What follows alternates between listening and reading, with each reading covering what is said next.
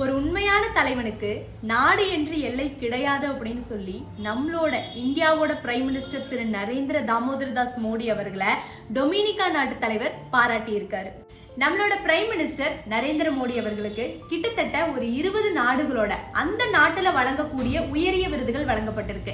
So அந்த மாதிரி இப்ப சமீபத்துல கயானா மற்றும் டொமினிகா நாட்டோட உயரிய விருதுகள் வழங்கப்பட்டுச்சுங்க. சோ அந்த விருதை வழங்கிட்டு அந்த நாட்டோட அதிபர் பேசியிருக்காரு.